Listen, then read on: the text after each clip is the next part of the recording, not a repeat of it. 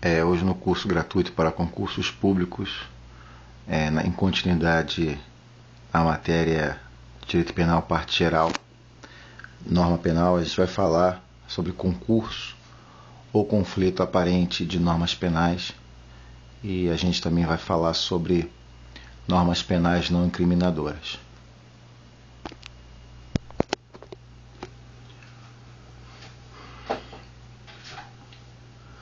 Bom dia. Bom dia porque aqui são 4 horas da manhã. Você sabe que às vezes na madrugada as ideias vêm mais, pelo menos comigo, as ideias vêm mais fluidas. O que importa é que a gente mais uma vez se encontra para falar de direito aqui no curso gratuito para concursos públicos. E essa é a terceira e a última aula que a gente vai estar falando sobre normas penais. Na primeira aula a gente falou sobre o conceito de normas penais. A gente continuou falando sobre normas penais incriminadoras, e nesse gênero a gente falou das espécies de normas penais em branco ou primariamente remetidas. A gente falou sobre a questão do preceito primário, do tipo penal está sendo remetido a um outro diploma legal. E a gente falou de norma penal em branco homogênea e heterogênea. Homogênea quando essa remissão se dá para um diploma penal de igual hierarquia legislativa. E a gente também falou sobre norma penal em branco, norma penal em branco heterogênea, quando há a remissão do preceito primário para uma norma de hierarquia inferior. Eu acabei não citando a polêmica que o professor Rogério Greco no seu livro menciona acerca da possibilidade da norma penal em branco heterogênea ou norma penal em branco em sentido estrito ferir o princípio da legalidade, ferir o princípio da reserva legal pelo fato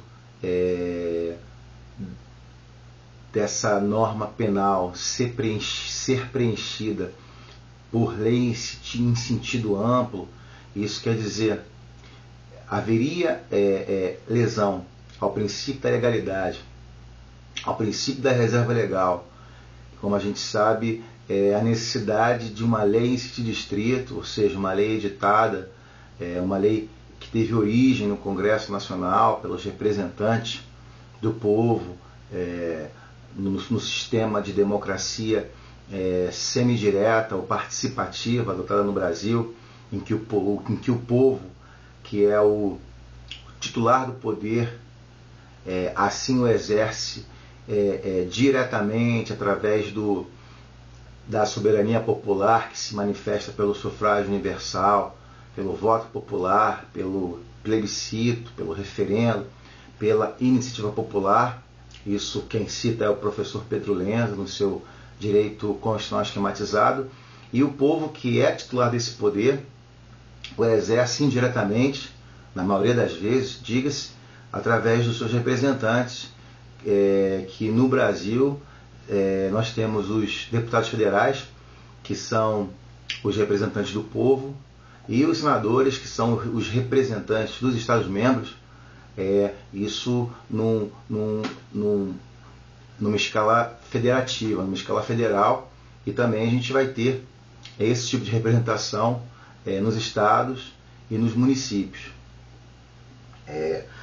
A pergunta que o professor Rogério Greco lança no seu Direito Penal, no seu curso de Direito Penal, no seu volume 1, é exatamente isso. Se, por exemplo, no caso da lei de drogas, em que todos os crimes ali elencados não trazem nos seus preceitos primários a definição de droga, e tal definição deverá ser preenchida, tal norma em branco deverá ser colmatada num ato administrativo de nome portaria, editado por uma autarquia federal, no caso a Anvisa. Seria uma ofensa ao princípio da legalidade o fato de algo tão precioso, algo tão importante, um bem jurídico de tamanha ordem, de tamanha importância como a liberdade, está sendo colocado em risco através de um ato, através de um diploma legislativo apenas em sentido amplo, porque ele é lei apenas em sentido melhor. A gente não pode dizer que é lei, na verdade. A gente está se referindo aqui a um ato administrativo, que apesar das características do administrativo, como a autoexecutoriedade, a coercitividade, a presunção de legitimidade do agente que o exerce, que o cumpre, a gente está falando aqui de um princípio constitucional e de um artigo constitucional que vai estar dizendo que tudo deverá ser feito em virtude da lei. E nada do que não está determinado em lei há obrigatoriedade de ser feito. Existe muita gente boa que acredita sim, digamos, os doutrinadores mais garantistas, os doutrinadores mais constitucionais, que afirmam que há, de fato, ferimento ao princípio da reserva legal, e a gente aproveita aqui e já traz já uma diferenciação entre princípio da reserva legal e princípio da legalidade. Alguns doutrinadores não vão trazer diferença entre esses princípios, e outros doutrinadores vão dizer que princípio da legalidade se refere à lei em sentido estrito, ou melhor, se referirá à lei em sentido amplo, e aí a gente pode ter todos os diplomas que constam na Constituição, no capítulo que trata do processo legislativo, como leis, projetos de emendas constitucionais, ou melhor, projetos de emenda constitucional, lei complementar, lei ordinária, decretos legislativos, resoluções do Senado Federal, medidas provisórias e leis delegadas por parte do Poder Executivo. E esses mesmos autores vão dizer que que o princípio da reserva legal ele vai estar se referindo à lei em sentido estrito, que é apenas aquela que teve origem, que teve sede no Congresso Nacional por projeto de lei iniciado por membro do Poder Legislativo, seja deputado federal, seja senador da República. Então a gente tem essa diferenciação sobre a diferença entre princípio da legalidade e princípio da reserva legal. E aqui a gente usa esse termo da reserva legal no sentido de questionar se uma portaria que anualmente determinará o que se refere como droga feriria o princípio da reserva legal. A gente sabe que o químico que vai fazer essa análise, a gente sabe que é uma autarquia federal, é um órgão político e que poderia, aqueles que defendem que há o ferimento do princípio da reserva legal, que uma medida, um ato tão importante, um ato administrativo de tamanha importância, poderia ficar respondendo aos caprichos, ao alvedrio, por exemplo, de um chefe de executivo com, digamos, pruridos ditatoriais. Imagine você que surja de repente um presidente da República que entenda que o chope seja droga e, por pressões políticas, faça com que essa autarquia federal, que tem a atribuição de determinar o que é droga para a lei de drogas, e nesse momento, a partir desse momento, colocasse que a bebida alcoólica, o chopp, fosse droga. Quer dizer, gera uma insegurança, gera uma comoção social. Isso, obviamente, que esse exemplo é caricatural, mas fica aí o alerta e o motivo de alguns doutrinadores entenderem como ofensa ao princípio da reserva legal a norma penal em branco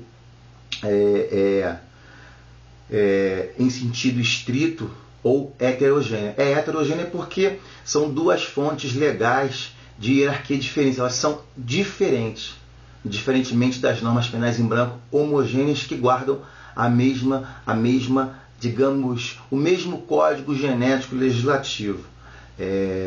Mas a doutrina majoritária, e o professor Rogério Greco também traz isso, vai estar entendendo que, diante de tamanha necessidade de uma série de assuntos que deverão ser tratados legislativamente, a gente tem uma infinidade de assuntos que merecem que o legislador se debruce sobre eles e que os regulamente através de lei.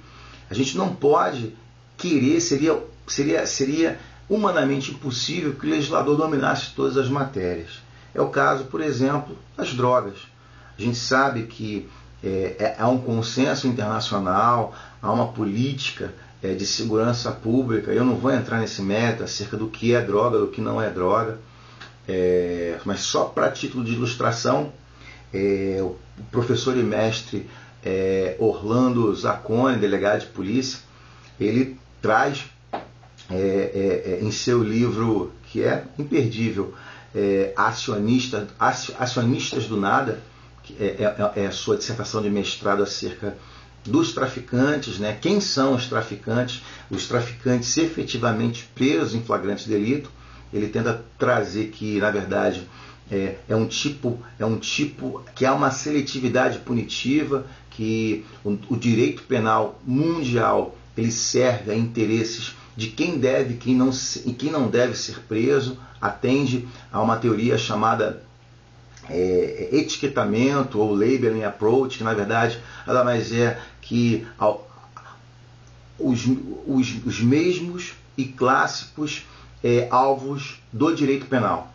Isso aí é um outro assunto, mas eu estou trazendo isso tudo para falar que a primeira guerra, uma das primeiras guerras acerca do uso e do comércio de drogas não foi necessariamente para a sua repressão, mas me parece que foi a Inglaterra na Indochina. A guerra da Indochina foi uma guerra em que a Inglaterra defendeu o direito da Indochina, hoje Vietnã, a comercializar o ópio. Então a gente sabe que interesses dos mais diversos acerca do que é droga e acerca do momento histórico, que seja a sua proibição ou a sua liberação.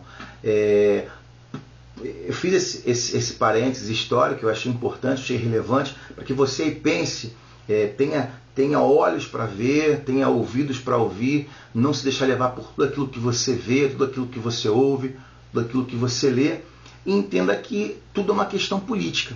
O momento político hoje, o momento político que se determina no mundo é a eleição de inimigos, e o inimigo hoje, número 1, é o tráfico de drogas, assim como em outros momentos foi o comunismo, por exemplo. Enfim, eu não estou fazendo aqui apologia ao uso de drogas, nem muito menos um libelo contra o seu uso. Eu apenas quero tentar aqui me formar e formar também operadores de direito com visão crítica. Então, o que o professor e procurador de justiça mineiro, Rogério Greco, no seu direito penal, traz é que justamente é um mal necessário a norma penal em branco em sentido estrito ou norma penal em branco heterogênea, justamente pelo fato do legislador não ter a capacidade técnica que é necessária para determinar no corpo legislativo, no corpo da lei, a infinidade de assuntos dos mais diversos matizes técnicos. E eu vou sair do campo das drogas e vou entrar, por exemplo, no biodireito. Lembra que a gente falou na aula de direito constitucional, nos direitos de quarta geração ou dimensão, que é o biodireito, eu entendo que o legislador ordinário, o deputado federal, o senador da República, por mais que se debruce sobre um tema, ele não teria necessariamente capacidade técnica para estar legislando acerca de, por exemplo, digamos, anencefalia. É preciso que haja um parecer técnico, um parecer médico, ou, por exemplo, sobre a questão dos alimentos transgênicos, enfim, todas essas questões que envolvem os direitos de quarta geração, todas essas questões que envolvem o biodireito, elas precisam ser olhadas com um olhar técnico. E aí essa é a explicação que a maioria da doutrina traz para que não se considere a norma penal em branco heterogênea ou norma penal em branco em sentido estrito como uma ofensa ao princípio da reserva legal. Essa é uma característica dessa quantidade absurda e volumosa de leis que o ordenamento jurídico brasileiro através dos representantes, deputados federais e senadores, numa escala federativa, numa escala federal, nos brinda a nós brasileiros todos os dias, todos os momentos. Nós temos uma infinidade de leis e a gente sabe que onde imperam muitas leis, paradoxalmente ocorre a anomia, ou seja, o desrespeito completo pelo nomos, o desrespeito completo pela lei. Então, a gente fez essa revisão aqui, eu não tinha falado da outra vez acerca dessa questão da ofensa ou não do princípio da reserva legal pela norma penal em branco, em sentido estrito, ou norma penal heterogênea, e quero falar aqui agora sobre algo que eu não falei e que eu fiquei devendo para vocês, que é a norma penal não incriminadora. Eu até cheguei a comentar na última aula sobre norma penal não incriminadora, citei, por exemplo, o caso da Lei Maria da Penha, que apesar de se tratar de uma norma penal, ela não trazia em seu bojo incriminações, ela não trazia em seu bojo aquela característica de você vai olhar a Lei Maria da Penha, você não vai encontrar crimes em espécie. Você não vai encontrar lá o crime com a sua característica de preceito primário, onde há a descrição da conduta, onde há o tipo penal. Você não vai encontrar lá o preceito secundário ou sancio iuris, onde você vai ter lá a pena cominada, a sanção prevista. Você vai encontrar, por exemplo, na Lei Maria da Penha, normas penais de natureza explicativa, de natureza complementar, que vai estar dando uma orientação, vai estar dando princípios gerais. Eu vou trazer aqui um esqueminha sobre normas penais. Vamos lá, normas penais não incriminadoras. E elas vão se dividir em normas penais permissivas,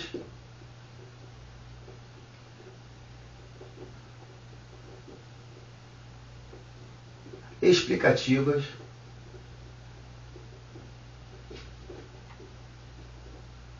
e complementares.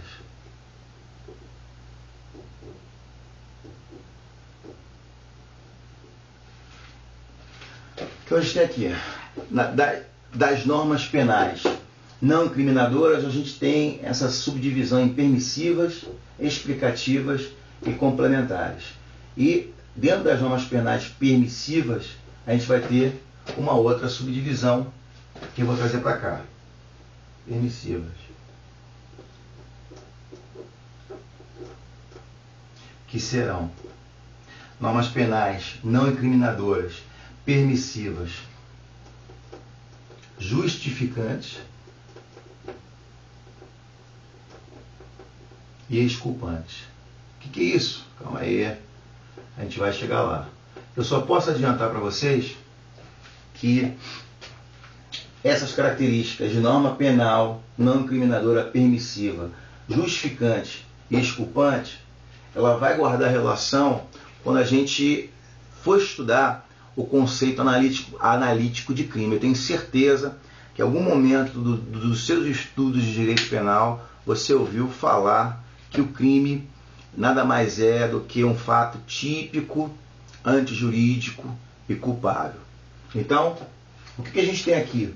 Quando a gente fala em fato típico, antijurídico e culpável, para que haja a conceituação, para que uma conduta praticada por um ser humano seja considerada crime, ela precisa percorrer essa definição, essa conceituação analítica de crime, que passa pela tipicidade, que passa pela antijuridicidade ou ilicitude e que passa pela culpabilidade. Aqui eu só vou adiantar, esse é um tema que merece 1, 2, até 3 ou mais aulas, mas o que eu posso estar dizendo aqui, que quando a gente está falando de normas penais não incriminadoras permissivas, justificantes, a gente está falando que eu preciso, como sempre falei para vocês, existem algumas notas que eu tenho apenas para que eu não dê informação errada para você. Tá? Quando a gente está falando aqui de normas penais não incriminadoras permissivas, né? Justificantes, a gente vai estar falando sobre normas penais, ou seja, a gente vai estar falando sobre comandos legislativos que vão estar esculpidos no diploma legal, descrevendo uma determinação, descrevendo uma conduta que deverá ser seguida. Essa é a norma, como a gente viu no conceito de norma penal há 2 aulas atrás. O que eu quero que você entenda é que toda vez que você vê justificantes ou justificadoras, a gente está se referindo a algo, está se referindo a algo que retira a ilicitude do fato. Lembra que eu te falei que o crime é um fato típico, ilícito ou antijurídico e culpável? Então isso aqui, ó. Quando tiver justificante, a gente vai estar falando das excludentes de ilicitude ou excludentes de antijuridicidade. Algo antijurídico é algo que é contra a norma jurídica, algo que é ilícito, algo que afronta o ordenamento. Então, uma das características do crime é que ele é algo que afronta o ordenamento. Uma das características do crime é que ele é ilícito, ele vai contra a legalidade, ele vai contra aquilo que é determinado para ser feito ou aquilo que é determinado para não ser feito, em se tratando de crimes comissivos e crimes omissivos, respectivamente. E quais são, no Código Penal, as excludentes de ilicitude ou excludentes de antijuridicidade? A gente tem aqui, ó, os artigos 23, 24 e 25 do Código Penal. Vamos lá ver quais são eles? Vou pegar aqui, vou abrir no Código Penal aqui. E com certeza você ouviu falar isso, talvez não com essas palavras. E aqui a gente está lá. Artigo 23, 24 e 25. Na rubrica aqui do artigo 23 está exclusão de ilicitude. Onde você vê ilicitude, saiba que é o sinônimo de antijuridicidade. Você vai sempre ver ilicitude ou antijuridicidade, sabendo que é a segunda característica desse conceito analítico de crime, né? Que é o fato típico, que é o fato ilícito ou antijurídico e que é o fato culpável. Então, nesse caso aqui, da norma penal não incriminadora permissiva justificante, é aquela norma penal em que não vai incriminar, o agente não vai incorrer na prática de crime porque ele praticou a conduta amparado por uma excludente de ilicitude, algo que vai retirar a antijuridicidade, algo que vai retirar a ilicitude, que é um elemento componente do crime no seu sentido analítico. Está complicado? Eu sei. Quando a gente ouve isso pela primeira vez, é meio difícil. A gente normalmente na faculdade de Direito só decora que o crime, decora como um papagaio, que o crime é um fato típico, antijurídico culpável, mas dificilmente a gente se debruça sobre isso. Isso é importantíssimo. Essa talvez seja uma das características, das colunas, uma das colunas da parte geral do direito penal, e que a gente tem que aprender se quiser alcançar o nosso objetivo. Por hora, eu não vou me adentrar mais no conceito analítico de crime. Prometo que vou preparar uma aula muito legal, mas eu quero apenas que saiba disso, que quando a gente estiver falando de norma penal não incriminadora permissiva ou justificante, é uma norma penal incriminadora, não incriminadora, e ela deixa de ser incriminadora, ela é não incriminadora porque ela é permissiva, ela permite que aquela prática daquela conduta não seja caracterizada como crime, porque há uma excludente de ilicitude que o Código Penal traz quando o agente pratica o fato em estado de necessidade, em legítima defesa, em estrito cumprimento de dever legal ou no exercício regular de direito. Essas são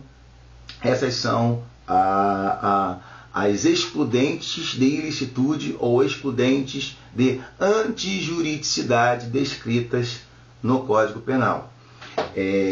De forma diferente, quando a gente tiver normas penais não incriminadoras, permissivas, exculpantes, a gente está falando do terceiro elemento do conceito analítico de crime, que é a culpabilidade. E é preciso aqui trazer que a culpabilidade ela se subdivide na imputabilidade, e tudo isso a gente vai ver. Eu vou falar apenas para você, vou falar bem assim, numa síntese bem apertada, apenas para você começar a ter familiaridade com o assunto. Diferentemente da ilicitude ou da antijuridicidade, que se exclui quando o agente pratica o fato em legítima defesa, em estado de necessidade, estrito cumprimento de dever legal, ou no exercício regular de direito. Quando a gente fala em exculpar, a gente está falando em retirar a culpabilidade. E a culpabilidade, para os teóricos do direito penal, ela se subdivide em características, ela se subdivide em itens, como a imputabilidade. Quando a gente fala em imputabilidade, está falando, por exemplo, sobre a questão da maioridade ou minoridade penal, né? A gente vai estar falando sobre o potencial conhecimento da ilicitude do fato, e a gente vai estar falando também sobre a inexigibilidade de conduta diversa. Isso quer dizer o seguinte: para um crime, para algo ser considerado crime, nesse conceito analítico que a gente se referiu mais cedo, é preciso que a conduta seja um fato típico, e o fato típico é aquele que ele está positivado, ele está determinado. O fato típico tem a ver com o princípio da reserva legal, ele tem a ver com o princípio da anterioridade da lei, aquele brocardo latino que todo mundo ouve, nulo é o crime sem lei anterior que defina. A gente já ouviu várias vezes sobre isso. Então, quando a gente fala em fato típico, é uma conduta que está esculpida na lei em sentido estrito, produzida pelos representantes do povo, no caso do Brasil, do Congresso Nacional. A gente tem, num segundo momento, a gente tem que verificar acerca se há ou não, se o agente que supostamente cometeu esse crime, ele estaria ou não amparado por alguma excludente de ilicitude ou de antijuridicidade, como já foi dito aqui, que estão descritas no artigo 23 do Código Penal.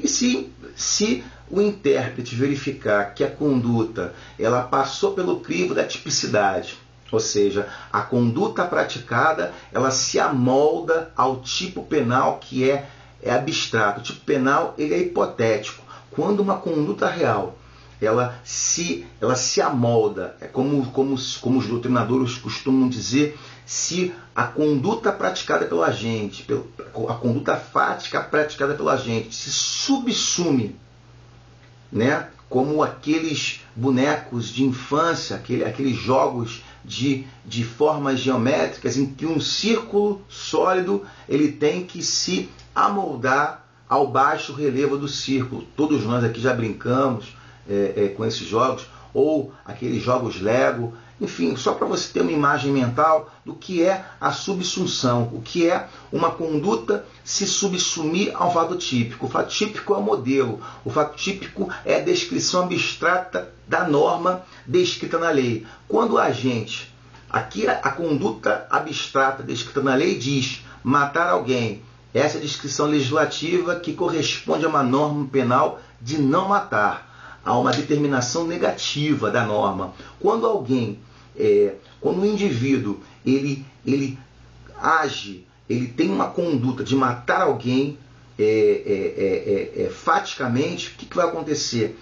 Essa conduta ela se amolda, essa conduta se subsume, e nesse momento, em tese, por que eu digo em tese? Porque para se verificar a existência de crime, é preciso, primeiro, a única coisa que foi verificada aqui é que houve um fato típico, uma conduta no mundo real, ela se adaptou a uma conduta hipotética descrita no tipo penal, na lei, que é a descrição, que é a tradução da norma penal não matar. Eu mato, eu me amoldo, a minha conduta ela se adequa, a minha conduta se subsume ao fato típico. Nós temos aqui um fato típico. Precisamos saber se quando eu matei alguém sob o amparo de alguma excludente de ilicitude ou de alguma excludente de antijuridicidade. Quando eu matei alguém, quando eu cometi o fato típico de matar alguém, eu cometi sob o manto da legítima defesa? É a pergunta que se deve fazer. Você, como delegado de polícia, que chega um fato como esse, e você tem que, num breve momento, analisar. E o mérito acerca da necessidade ou não do delegado de polícia fazer esse tipo de análise, eu deixo para um outro momento. Vou trazer apenas aqui o seguinte. Vamos deixar o delegado de polícia. Você, como promotor de justiça, você recebe o inquérito policial de homicídio, relatado pela autoridade de polícia judiciária, e você, como o dominus litis, o senhor da ação penal, conforme a atribuição constitucional, você vai denunciar ou não esse indivíduo. E você chega ao seu conhecimento que houve o fato típico. De fato, foi provado, ainda que precariamente, foi provado que foi provada a materialidade, de fato houve o crime, que se prova no caso do homicídio, pelo auto de exame cadavérico, há um cadáver, e existem fundadas suspeitas, indícios de autoria. E aí a gente tem a possibilidade da instauração, né, de uma ação penal por parte do judiciário através do estudo da denúncia pelo Ministério Público. E aí a gente tem que saber, houve fato típico, e a pergunta que você, como promotor de justiça, deve se fazer é se aquele agente praticou aquela conduta que já foi provada que foi ele que praticou, se ele a praticou sob o manto de alguma excludente de ilicitude. Porque se for, a gente não tem mais crime. Porque, como eu te falei, para ser crime, é preciso que esses três aspectos do conceito analítico de crime, fato típico, ilícito e culpável. A gente já foi no fato típico. Agora, se o agente agiu amparado com uma excludente de ilicitude, agiu em legítima defesa, agiu em estado de necessidade, agiu em estrito cumprimento do dever legal e agiu no exercício regular de direito, a gente não pode mais falar em crime. O conceito analítico de crime ele se rompe, ele se parte, porque ele é tripartite. Né? A doutrina majoritária entende que o crime é um fato típico, antijurídico e culpável. Então, eu falei que eu tinha dito que eu não ia adentrar no conceito analítico de crime, mas é complicado você não fazer. Tudo isso para dizer o quê? Em se tratando de uma norma penal não incriminadora, permissiva, exculpante, a gente vai estar falando sobre o terceiro aspecto, a terceira característica dentro desse conceito tripartite analítico de crime, que é a culpabilidade, que não tem nada a ver com crime culposo. A gente vai ver mais futuramente a diferença entre crime culposo, né, que é o crime em que não foi observado um dever objetivo de cuidado, e a diferença entre crime culposo e culpabilidade. Não guardam relação. Nesse momento aqui, a culpabilidade, que tem várias acepções para o direito penal, nesse momento aqui, culpabilidade nada mais é do que um dos elementos que constitui o crime. E aí a gente vai ter que verificar na culpabilidade a imputabilidade. A gente vai ter que verificar, ou seja, quando eu falo imputabilidade, é a capacidade do agente ser responsabilizado, imputar, colocar na sua conta o crime. Eu vou dizer, por exemplo, um menor de idade, por um conceito biológico de política criminal, ele é inimputável. Ou então, os antigos loucos de todo gênero, na lição de Hungria, Nelson Hungria, hoje aqueles que por motivos de doença mental encontram-se completamente incapazes de entender a natureza do fato e de guiar-se por esse entendimento, são também considerados inimputáveis. E a gente está falando de imputabilidade, que é uma das características da culpabilidade. A gente vai falar também sobre o potencial conhecimento da ilicitude do fato. Isso também é uma característica da culpabilidade. E a gente vai estar falando também sobre algo que a doutrina chama de se no momento em que o autor cometeu o crime, ele poderia ter agido diferente.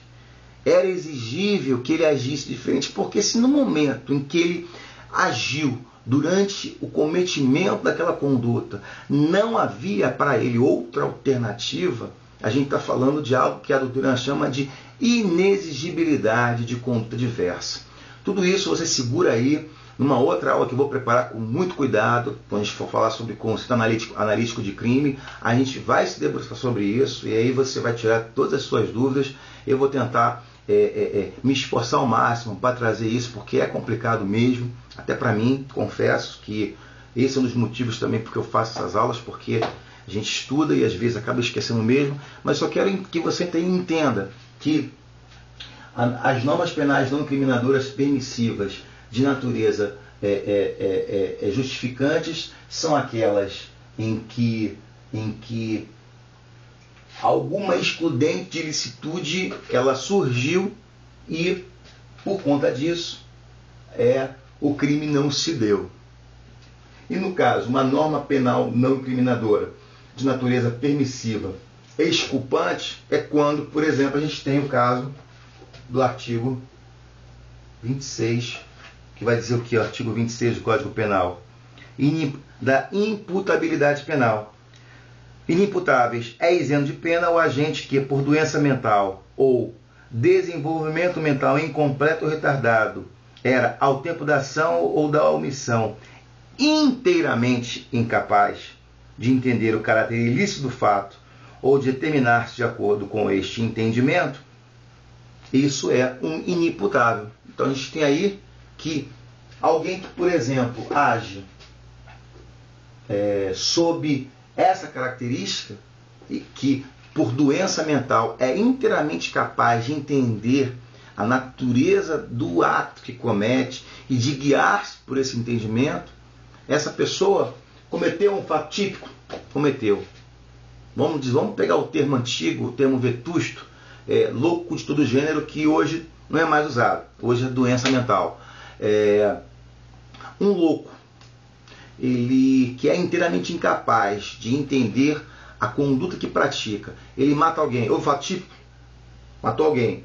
O artigo 121 que diz matar alguém, pena acesa 20 anos. Então houve a tipicidade. A conduta se amolda ao fato típico descrito na lei. Beleza, fato típico. Antijurídico, o louco agiu em legítima defesa? Não. O louco agiu sob estrito cumprimento de dever legal? Não. O louco agiu sob estado de necessidade? Não. O louco agiu sob sob exercício regular de direito? Também não. Opa, então a gente tem um fato típico antijurídico. Agora eu te pergunto, ele era inteiramente incapaz de entender o que cometia e de guiar-se por esse entendimento? Ele não era capaz, ele era... Quando o artigo 26 fala inteiramente capaz, ele era 100%, ele era completamente incapaz de entender, de conhecer aquilo que praticava. E isso guarda relação com o conhecimento da ilicitude do fato, que é uma das características da culpabilidade e que nesse caso ganha o nome de inimputabilidade. Houve a prática de crime? Não. O que vai acontecer é aquilo que é chamado de sentença imprópria de condenação, que é a medida, ou melhor, sentença imprópria de absolvição, que é a medida de segurança que o juiz vai determinar. Ele não vai cumprir pena propriamente dita, ele vai receber uma medida de segurança que é considerado por muitos doutrinadores como um remédio para o mal. E aí a gente vai entrar numa outra polêmica acerca essa polêmica eu vou falar porque ela é interessante. A medida de segurança que ultrapassa 30 anos, ela fere o princípio que veda penas de caráter perpétuo. A gente sabe que no nosso ordenamento jurídico as penas têm um limite de 30 anos. O que acontece com o inimputável que ultrapasse esses 30 anos? Hoje o entendimento do Supremo Tribunal Federal é que ele deve ser solto, porque no nosso ordenamento jurídico, ainda que represente um risco à sociedade, ainda que no primeiro dia após atingir esses 30 anos, ele cometa mais um crime e novamente cometerá um crime. Não cometerá um crime, na verdade, porque ele estará novamente amparado pela inimputabilidade, porque ele é inteiramente incapaz de entender a natureza do fato que comete, de guiar-se por esse entendimento. Isso aí é um fato interessante. Por muito tempo os tribunais superiores entendiam, e eu particularmente entendo, que apesar de ter natureza jurídica de pena, a medida de segurança é muito mais um remédio para o mal. E a gente não pergunta para o doente: você quer tomar um remédio? A gente dá um remédio para o doente, ainda que seja amargoso, ainda que seja de um sabor ruim. A gente não questiona, a gente quer ver o doente bom. Isso vale para o doente. Por isso que o legislador ele usou até um novo termo, doente mental. Ele substituiu o louco de todo gênero, que era um conceito muito vago, que os psiquiatras não olhavam com bons olhos esse termo, mas era muito mais inteligível para o leigo, né, do que doente mental. Justamente por isso, se ele é doente, ele precisa de remédio. E o remédio que o Código Penal traz para ele, se ele for inteiramente incapaz de entender o caráter do fato que comete e de guiar-se por esse entendimento, ele é um inimputável, ou seja, a inimputabilidade é uma norma penal não incriminadora, permissiva, de natureza exculpante. Eu vou fechar por aqui, né, acerca das normas penais não incriminadoras permissivas, para poder continuar e falar sobre as normas penais não incriminadoras explicativas e complementares. Normas penais de natureza explicativa, elas são aquelas que, ou melhor, elas esclarecem, tá? Elas determinam conceitos. E é interessante quando você vai pegar uma notinha só para lembrar o artigo. Aqui, artigo 150 do Código Penal. A gente vai lá, que vai falar sobre violação de domicílio. Vamos abrir lá? Aqui, artigo 150 do Código Penal. Depois você vem na sua casa, você abre o seu código, começa a se familiarizar com o código, começa a memorizar, fazer janelas de memória, fazer esquemas, mapas mentais, para que na hora da prova você consiga reproduzir esse ato de abrir o seu código. Tenha sempre o mesmo código. Enfim, são dicas que, por exemplo, o professor Leandro Douglas traz no seu Como Passar em Provas e Concursos.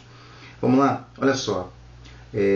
O artigo 150 do Código Penal, que trata sobre o crime de violação do domicílio, no parágrafo 4º diz o seguinte: a expressão casa compreende qualquer compartimento habitado, aposento ocupado de habitação coletiva, compartimento não aberto ao público quando alguém exerce profissão ou atividade.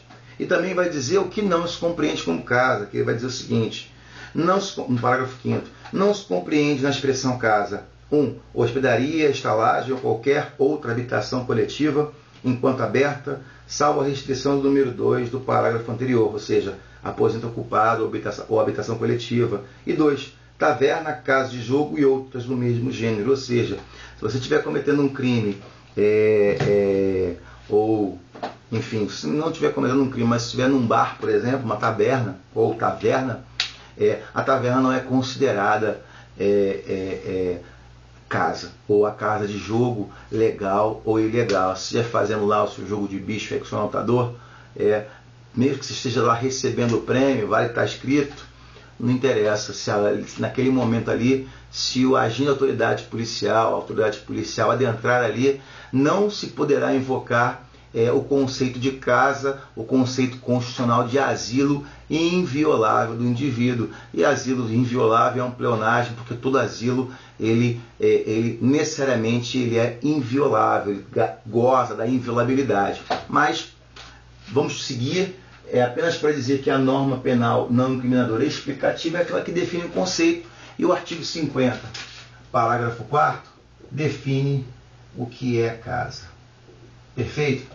E deixa eu pegar minha última nota aqui, acerca do que é norma penal não incriminadora de natureza complementar. Na minha nota aqui está o artigo 59 do Código Penal. Vamos abrir? Artigo 59 do Código Penal? Beleza, vamos lá.